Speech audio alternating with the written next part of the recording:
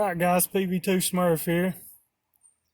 Today we're going to walk you through diagnosing an overheating problem. This current moment, I'm still unaware of what's going on, but there are no symptoms. Symptoms on this 2008 Nissan Maxima with a 3.5 liter are as followed. Vehicle does not smoke of any kind, does not have any loss of power of any kind. Why is that significant to me? That indicates that it's not a head gasket issue. Notice I said indicates, and we're not certain as of yet. First plan of attack, hook up the computer to the OBD2 system, see if there's any trouble codes. Have completed that step, and as of right now, no codes were shown. Next plan of attack. When looking at this vehicle, you can tell, and if you can't, something's obviously wrong with you. We have not one, but two electric vans. The most plan of attack that I usually see whenever I suspect an overheating issue is to check for leaks first and foremost. As I've already completed that visual thing, as you can see, no fluid buildup around here. Hose doesn't look split. Looks like it's rubbing a little bit, but I know what that is. That's the air intake that I removed. No split over here. There's no fluid underneath over here. So follow the lower hose that comes out of the bottom of this thing. It's located right there. I don't see any fluid buildup laying down there, as you can see below it here.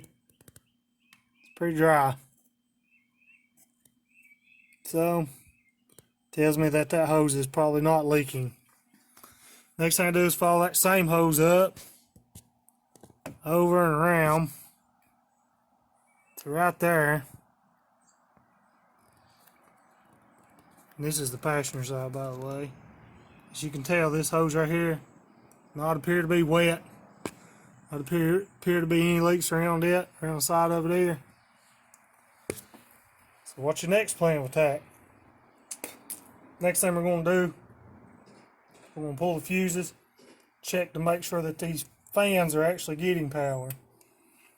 Another way you can do this, which I'm going to do next, I'm going to fill this thing back up because it is low and it's cooled down.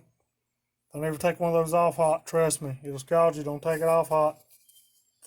I'm going to fill this radiator back up with some fluid. Then I'm going to start the vehicle. I can use the app and I can monitor the temperature about when it should kick on. But I know because when the gauge kicks on in there, it gets about halfway, it should kick on. If it starts to get warm, then I know that, hey, something's wrong. Fan should have kicked on. It'll tell me right there the fans aren't kicking on. It could be the issue. So let's do that now. Just for good measure, still going to cover this all the way up. So on the vent there was to be pressure, which I know they're not because I've already removed it. Cover this thing up. So on the vent you was to go take this loose and it's got pressure built under it. It goes to spray. It won't spray up and it won't hit you because bam, you don't want that to hit you in the face. You won't lose an eye. You don't want your face scalded. Just put a rag over it, twist it really easy. And always be prepared to take off. Safety glasses is really important at this step. Now that I removed it and it didn't spray, down in there and you don't see any fluid. So we're gonna add some fluid in this.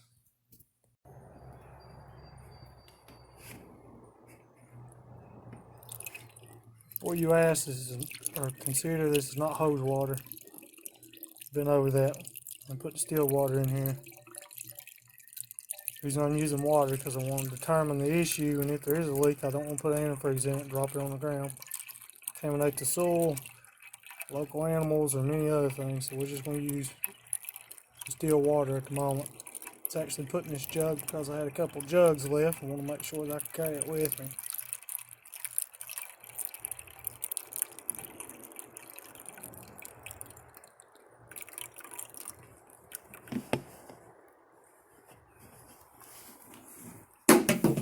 Now, as you can tell,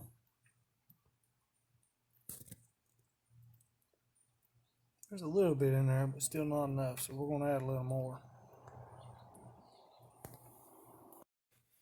Now, as you can tell, it's full. It's going to bubble a little bit. It's got a little air in it. You can get some of this air out a little easier. Grab this top hose right here and squeeze it a little bit.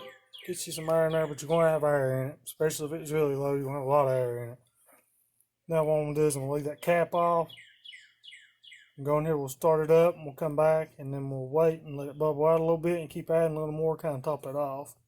So we don't have to worry about it overheating because it's low on fluid. We won't know if it's overheating because the fans aren't working. But we could check either one. If it gets hot, then fans should kick on. Still, good measure. Put you some fluid in there. Let's start it up here. See the temperature gauge over there? Started. Now we're going to monitor that temperature gauge. I can do it through this app. We're going to monitor that temperature gauge, and as you see, it might shoot up, and then that temperature gauge will shoot up, and then it's able to shoot back down, and shoot up and shoot back down as it's got air in it. We'll monitor it, and we're going to wait for the fans to kick on. Another thing is, you can tell it's not got warm enough yet to kick the thermostat open, if that was to be the issue. Because as you can tell, once it gets temperature, they ought to open up. Once that thermostat, which is located right here in the driver's side right here, that opens, it ought to start circulating water back through this, and that'll drop, and you'll notice. Could be your issue, we'll find out. And as you can tell, it's that temperature just about. The fans, they just kicked off. I'm not guaranteed that the fans are the issue. See, they are kicking on, see them? No fans are getting power. Another quick check is you can check the exhaust, see if it's smoking. If it's smoking, it means water's getting into the compression to the engine. It's making its way out the exhaust. As you can see, there isn't any smoke. Standing here watching this, I look. It's like a leak, don't it? Let's get under here and see where it's leaking at. Now we got the thing up, secured on the vehicle. Use them because them ramps, they grab the front of the bumper. Sit your board on each side, over the board on the tire, get it straight. Drive it up. Make sure you chalk the back tire. You want it rolling off on us. With a wiggle test. You know that's in part, the emergency brake's pulled. It's going nowhere. Let's go here and see where this leak's at. Battery's disconnected.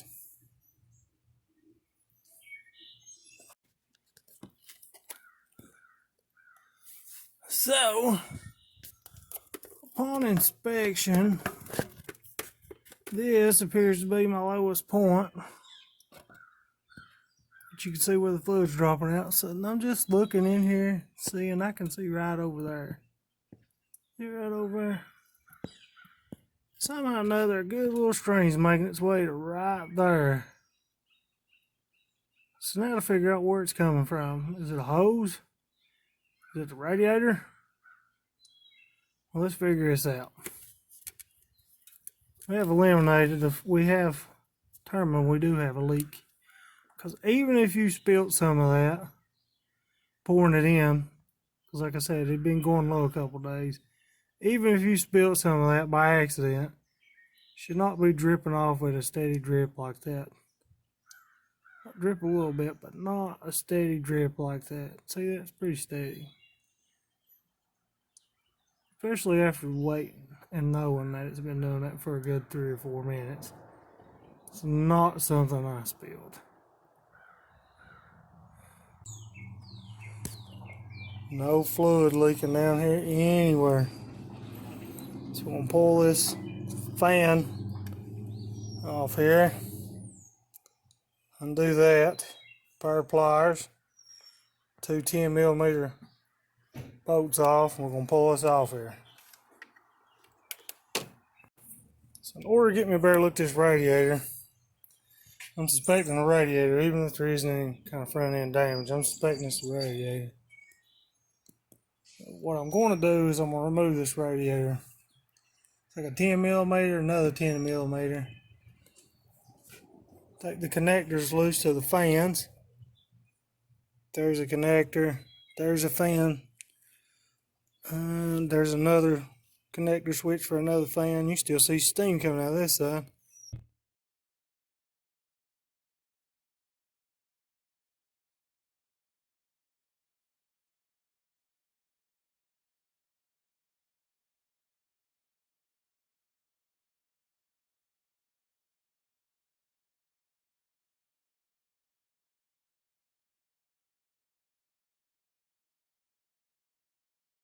Alright, so these are the fan connectors. This goes on the driver's side, and the way I done that was, right here is a, get you a light. There on the top, you can see there is a connector there. So what I ended up doing is taking me a pair of needle noses, squeezing it because it's stuck on there a little bit. Pair of needle noses, stick it on there about like that. Give it a couple little squeezes, loosen up that little snap, squeeze on a little bit. Done that, and reach down in there with a screwdriver on the side here, where this lip's at. Pinched that down, reached right down in here and got in this gap, and just took a screwdriver, just twisted it a little bit and wiggled it, and it come out. Just don't ever pull on the wires. We don't do that. Snaps that hold this on here. There's one right here. Point it out for you. There's one right here. There's the hood latch. There's one right here. Right here where this other 10mm, there's one there. There's also one located right here. And those snaps are a little different. So you just get around the back side of it if you can and pinch those, and when you do, it'll come right out. This right here, I can't tell if it's made different or what, but this is one of the smaller ones. There's your 3 snaps once you get them. Right over here out of the way, make sure you don't touch anything that's hot.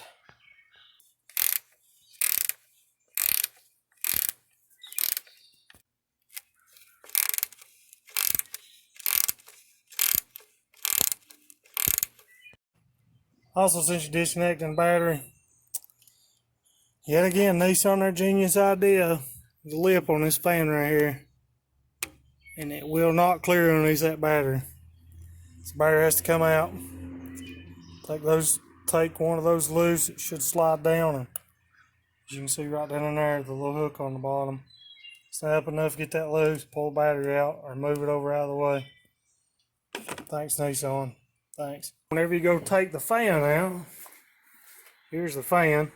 This is where the top of it would have been. The passenger one goes right over this clip right here. That line does. It runs right over this clip right here and connects in. All that does is just slide up and out. Make sure you do that before you decide to yank on that fan right there. Tear it up. Alright. So as you can see, this piece here just come off here. I'm going to show you how to remove it. It's pretty dry and cracked and definitely will be replaced. This allows that radiator, if in a travel, that it'll bounce just back and forth between. It's dry and brittle like that. It's a real solid hit. Go to the other side over here. See, it says up on it. But you know that side goes up. What you do is pull these tabs out. Pull this tab out. There's a tab on each side. Pull this tab out that way. Same thing on the other side.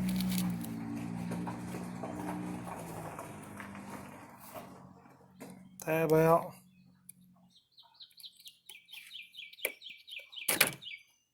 As you can see it come out. Pull that out. Pull the tab out. Tab outward. Pull this way. Tab that way. Pull that way, and it'll come out. As you can see, bushing for this side is non-existent. It's really hard to say where it went, but it's non-existent. There's 2 of them on there. So the way that works is, this part right here, it'll meet in. Let me see if we get it better on this side. Oh yeah. actually sits like this. Bigger side's facing down, you can see it's cracked. Place that. It sits like that, and then that piece sits on it like that, and basically it just keeps that in there, so as this thing was to bounce around and stuff, it won't bounce far. This one's dry rotted, and well, this one on this side was missing. This one for the driver's side's rotted. We have to replace that. Do that, and that'll release both of these points for this radiator. So, after taking this thing loose, realize that I broke the top of this right here, taking it loose. That wasn't it, and it's still leaking. As you can tell, I got the fans and stuff removed. See, it's still leaking. So what I did, it's at your discretion to do it. Make sure it's topped off of water. Let's leak from any of the fittings. Put the old mouth on that and blow it on it when I did. You just see a little bit of it here, but I'll show you how this works. So, here's the radiator. I'm gonna put blow on it.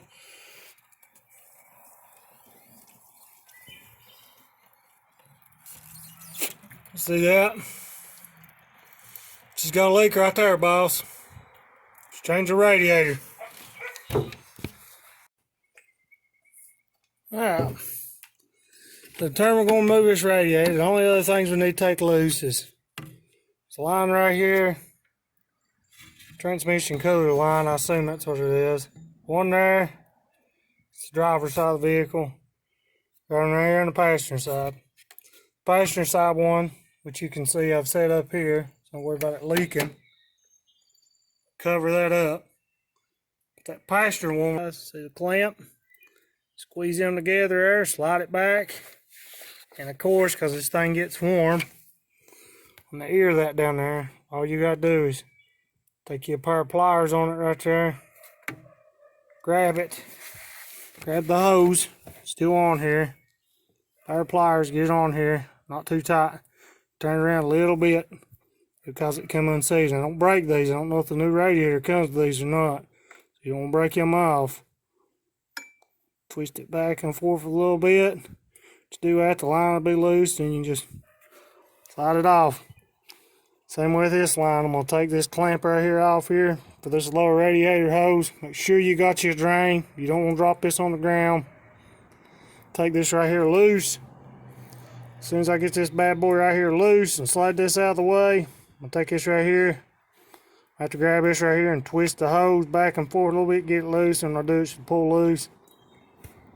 We'll drain it out into the pan. Alright, so we got this new radiator. The only things that come off your old radiator, assuming you get the same radiator I have, apologize for the noise of the rain. The only thing that comes off the old radiator is the cap, this screw, and this screw, and that's what holds the cooling fans on it. Because the bottom of them sit down inside these, and then those two 10mm, or you could use a Phillips 4-way screwdriver. The other thing was those bushings I was talking about was wore out. I got new one of those. As you can see, these are definitely not wore out as compared to the old one. Didn't see the old one, and while I'm back and look at it. This is one side of it. That's what the other side looks like. I'm not sponsored by anybody for this video, but I am including the Dorman part number for ease of use. These will work on a 2008 Nissan Maxima. So now what we're going to do is we're going to work on reverse installation, putting this thing back in here, getting ready to go. As a side-by-side comparison, these are the new ones. This is the one old one that was left. Well, here I can bend this. Good and rubbery, not dried out. This one, we bend it. Oops. It's toast. Always feels like that. Don't cheap out. Pay $2 or $3, get you some new ones. As reverse insulation. You can remember previously, this didn't even have a bushing on it. Here's the bushing. This part right here is up. Put it on here. Back. In there. So that one lip of that will actually go under the bottom. That's on there. Under there. This piece specifically says up. Groove in this right here, in this piece. As you can tell, the groove goes all the way around. That part slides in between this right here. Stick this right in between it. You'll hear it click. That was. Now look, see this radiator? Both of them are in. It don't move. It's the way it's supposed to be. Next thing we're going to do, while we're here, we're going to go ahead and hook up our hoses. The lower one, which is still draining a little bit, which is fine. One hose, the other hose. So I'm going to hook them up. Well, the one that goes over here, on this one, I have leg right here. I can tell the difference between where it goes. One, because it's longer. Two, because see down at the bottom right there, it has that heat shield on it. So I know that this one right here goes the farthest one over. The other one's the shorter one, which I have just laid in right here. So you can tell it didn't even leak. That one goes in that one. Pull that cap right there off.